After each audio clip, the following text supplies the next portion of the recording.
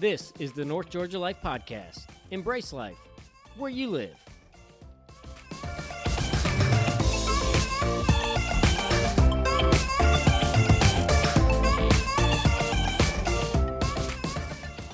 Welcome to the North Georgia Life Podcast. It is Jake, your host. Today's episode is going to both encourage you, inspire you, and I hope will give us all a more grateful heart as we go about our day-to-day lives. Hey, look, 2020 has been a year for the ages, and our media outlets are all trying to stir the pot of just finding all the negative in life, regardless of what the issue is, whether it's political, cultural, racial, whatever, economic. Hey, look, our media thrives on that, and I'm going to tell you, this episode we're going to talk about today, I think, is a good grounding place for all of us to remind ourselves how blessed and fortunate we are, how grateful we should be, and that even when things aren't going well, there is a better story waiting right around the bend. So the person I'm going to talk with today has no fingers, has no toes, and he has been encouraging and lifting up and doing something amazing with his life since he lost them when he was 13. Some of you know him, have seen him around the Athens area. His name is Michael Davenport. He's a street artist, and we're going to share his story about his accident and go on our social media and check out some of the things that he's doing, that he's done. And hey, look, if you're looking for an absolutely amazing gift to give someone that is going to touch their hearts, encourage their spirits, and lift them up, you are going to get Michael Davenport's cell phone number on this episode, okay? You talk about an amazing gift to give someone. It is one of his pieces of art. He can do so many different things. He's truly just absolutely incredible from an artist perspective. But he also kind of shares some of his faith, some of the life lessons that he's come across along the way. And in an era when everyone wants to blame someone or something else for the predicament that they're in, Michael is showing us that no matter what life looks like, there's always a way to make someone's day. There's always a way to make your life even better than it was before and write a better story than you could ever imagined. I'm going to promise you one thing about this man. There will be more people at his funeral memorial service than there will be at Vince Dooley's and Herschel Walker's combined. This man has touched more families and encouraged more people over the years. And those two are two pretty fantastic human beings as well. But I'm telling you, it's going to be standing room only, like across city blocks. He is an incredible human being. Some of us just struggle to find a reason to celebrate or clap for our own lives because of the circumstances we find ourselves in. Have you ever considered that just the ability to clap is a reason to celebrate in and of itself? You may need to grab a tissue. Hey, this is an episode you're going to want to share with your kids, your family members, your extended family members.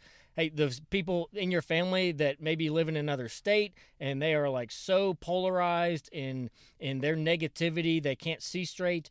Share this episode with them. It will make them think about life a little differently. You guys know how to find us on Facebook, Instagram, North Georgia Life Podcast. You can email us at northgeorgialifepodcast@gmail.com. Thank you for all of you who are continuing to share this podcast with your friends and your family members and your neighbors and your coworkers. As I've said, every episode the audience grows, and I know because I periodically hear from people, it is making life better, which is the goal, which thrills me to death. If you don't know, we are now on Amazon Music, Audible, Stitcher, pretty much every platform that you would listen to a podcast, we are now on, in addition to the ones we've been on, Spotify, iTunes, Google. So now wherever you listen to music, you can listen to this podcast and get great things to do for your weekends, for your meals, and places to go, people to see, and things to do. With that, we will get started with one of the most amazing people I have ever met in my 40 years on this planet, Michael Davenport. Welcome to the North Georgia Life Podcast. This is Jake, your host. Today's episode has a lot of sentimental meaning and nostalgia for me. If you hear some of the background noise, it sounds like we're in a parking lot because we're in a parking lot.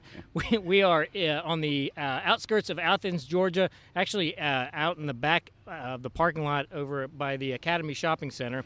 And I am here today with someone who really has become a staple community figure in the Athens area. His name is Michael Davenport. Most of you who have been to UGA games have seen him and his unique ability to paint pretty amazing art with his mouth and paintbrushes and markers and things like that. And I brought with me, the reason I say it's nostalgia is because I brought with me the only piece of artwork that I have from Michael, which is almost 20 years old. It's dated in 2002.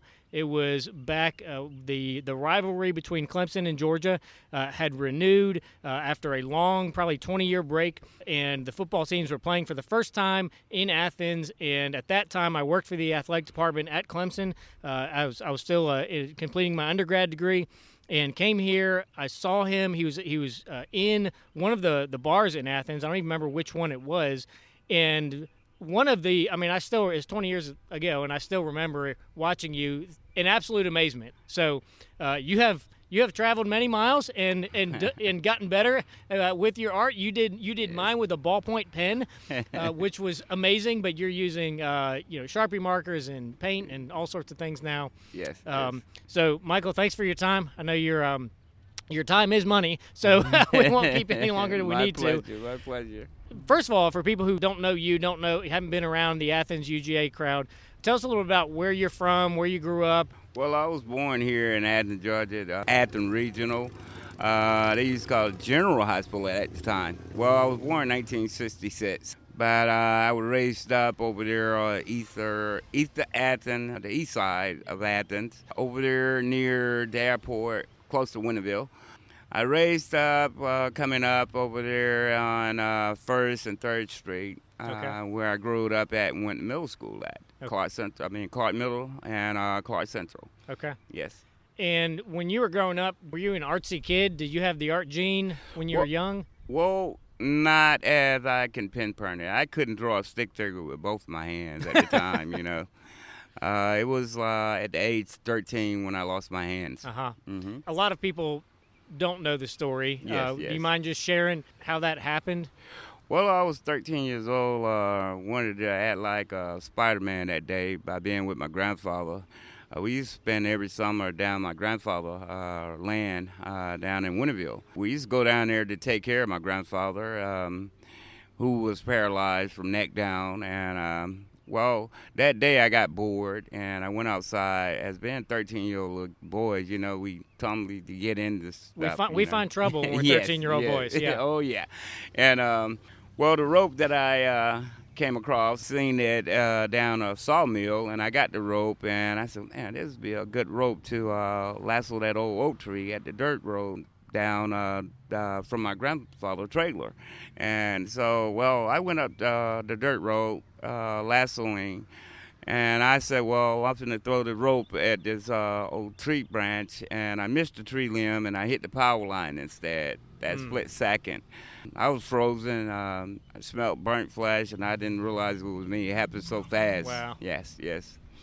Were you holding the rope with both hands? Was both that what hands. happened? Yes. Because when I twirled it, kind of like a cowboy, when I lassoed it, I was twirling it around, and I throwed it up, and I missed the tree limb, and it went over the top line and connected to both the bottom ones. Oh, my gosh. And that split second, 7,500,000 volts went through me. I was a live conductor at the time. Oh, my gosh. Yeah. It's a miracle I'm here. I was going to say, thinking back to when I was 13, yes. A lot of us when we're teenagers, we're not necessarily in the right frame of mind on any level, much less just thinking about life and our futures and things like that. We're just causing trouble and having a good time. Yeah. In the months and years that followed that, I got to imagine that was probably a difficult time period. Yes, that was one of the hardest challenge that I ever came across. It was It changed my whole life. It changed my whole life. Being in the hospital almost a year. Oh my gosh. Skin graft.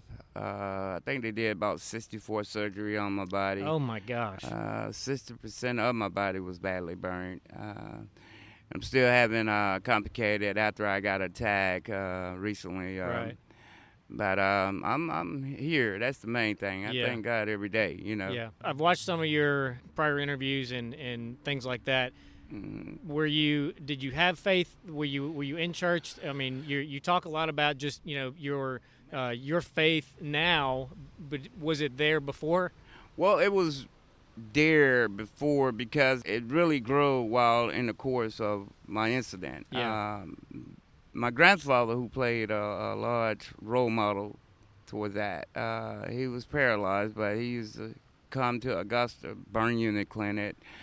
The burn unit hospital in Augusta every day. That man, he had the biggest smile on his face, but he shared every night before I lost my hands, strip shot the Bible, and he was like, son, grow up to do the right thing, and I while I was going through my incident and just gave up when I came out of my coma when it first happened. I was in a coma for a month. I didn't realize how hard it was going to be, For that first year, it was a struggle because I had several times I like to give up. At first, I did give up when I came to. 7 days, I stopped eating, The doctor threatened by telling me he was going to put tubes in my throat to force me to eat. And then my grandfather, who told me, he said, son, instead of asking God why me, start asking God to help me. It made a lot of sense. I went, after I cried that year, I was breaking down again, and I thought about what my grandfather said, and I asked God to help me. I said, I'm in a situation that I need your help. Yeah. And just seemed like by faith, it was a light that came in that room, and it lifted up that woe pity Mike, woe pity me. And so I just, one thing led to another. I just started eating, getting healthy, and that year, went out, and I had to get back in school, Wow. But I hid away from people because when we had company, I used to run in the other room and hide, because I was so broke down and frightened. Out of all that, it took a lot of faith, to get out of that, Yeah. And God is a big part of that. Yeah. Yes. Was there any particular one moment that was just your point where you just pivoted and started looking completely through a different trajectory and a different lens? Because I look at everybody knows you around this area, yes. And I mean you are a community staple in the Athens area, which is a huge market for lack of a better term, and I'm certain that 13-year-old boy couldn't have imagined that in a couple decades 80% of the people in my surroundings are going to know me. Yes. At a point in school, a teacher used to sit next to me before I even started writing with my mouth. I couldn't write with my prosthesis that well, and because nerve in my right arm, the only arm I got left, prosthesis. I went home and I started praying, and I started thinking, what would I do with this situation to be independent? Right. And so the idea dawned on me. It came across my mind, and I started writing with my mouth. I stopped chewing on my number. You know how boys will be boys, kids will be kids. They would chew on, stuff. Yep. And I was chewing on my number 2 pencil, and I thought then, I said, well, let me see, can I write my name, man? So I started writing my name. I think at that course of time, things began to change because the kids at school with me, they were like, man, this man writing with his mouth, This boy writing with his mouth. And I'm like, yeah, I'm trying to get my work caught up, Right. And, another event course, happened in Athens Karate Institute, who Herschel Walker used to attend to way back.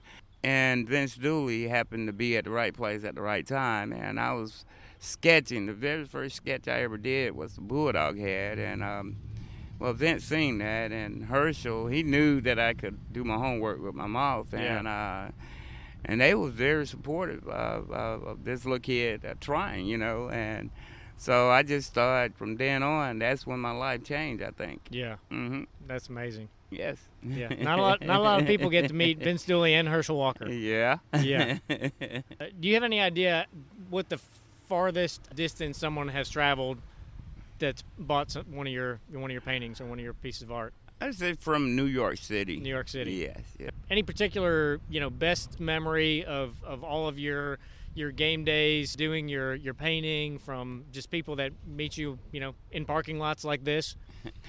Well, my better days is sometime during the weekend, being out and seeing the smile of people that finally find me, and saying that, Davenport, I want a painting. And so those are my better days, you know. Looking forward to getting up the next day and wondering who is trying to get in touch with me. That's one of the reasons that I'm going to make it easy for everybody, try to get the website built on back up, you know. Yes. Any of your favorite places? Any restaurants you love to go to? Other things you like to do, in this area? Or well, my best restaurant is over there at the Steakhouse, Texas Roadhouse on Everett Road. Yeah. So, yes. Love going out there.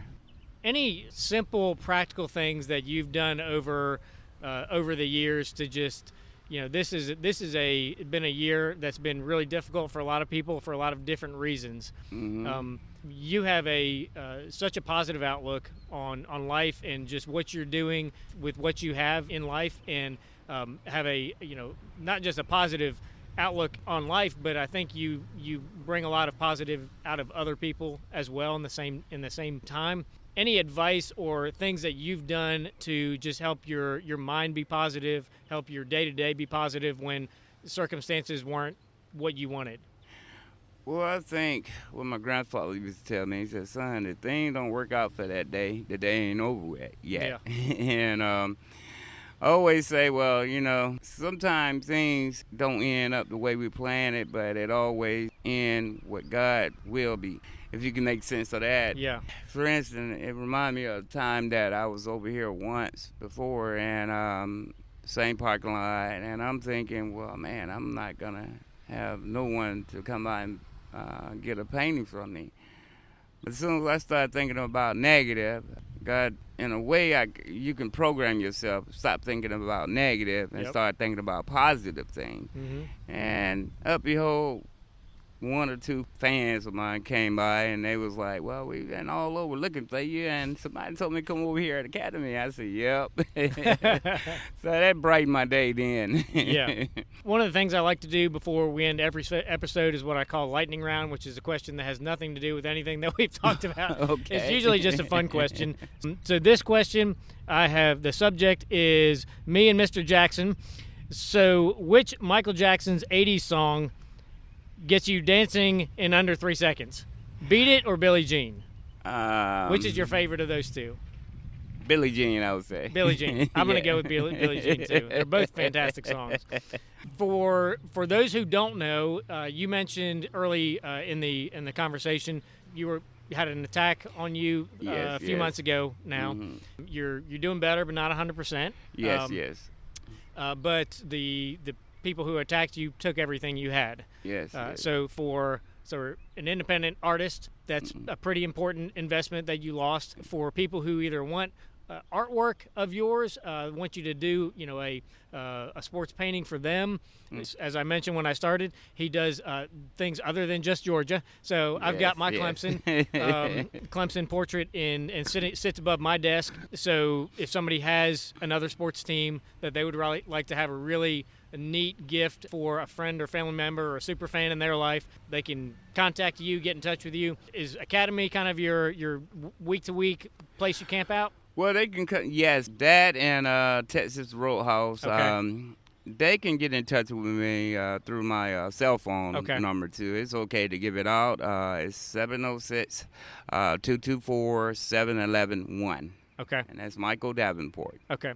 So there you go. We just fast-tracked that. So you're working on a website. For people who want additional just points of connection, you can, if you just look up Michael Davenport, street artist, or something like that, you'll see a few different videos and just see some of the things that he's done. And when you actually watch him do it, if you were behind a curtain and didn't see that this person didn't have hands, you'd never believe that it was something that was being done with a marker or paintbrush in someone's mouth. So really encouraging, and I got a little choked up, I'm not gonna lie, when I was coming here, because when I got this painting that you had done for me 20 years ago, I was still in school. Yes. And had a lot of life to figure out between where I'm at now and when I was there, and didn't have a job. I hadn't graduated, didn't have a real job, and I said to you, and I'm so certain you don't remember this, because who would remember this? But I said, one day I'm going to have an office, and I'm going to have this above my desk, and every time I look at it, I'm going to be reminded that there is absolutely nothing that I can't do if I will put my mind to it and get after it. Exactly. And this painting sits above my desk at my home office to this day. Awesome. So it means it, and I think a lot of people have similar stories of just how your work has impacted and touched their lives. And my encouragement to you is never just a painting.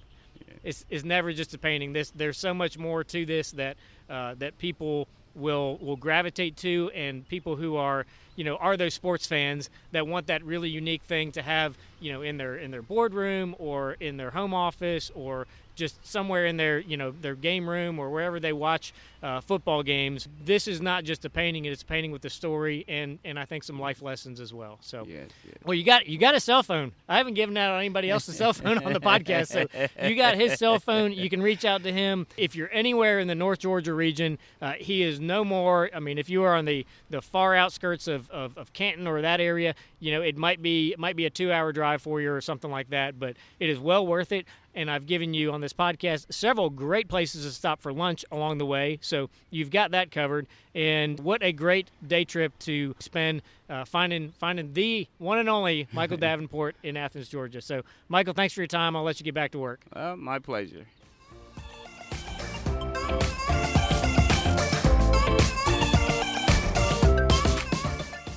This is the North Georgia Life Podcast. Embrace life where you live.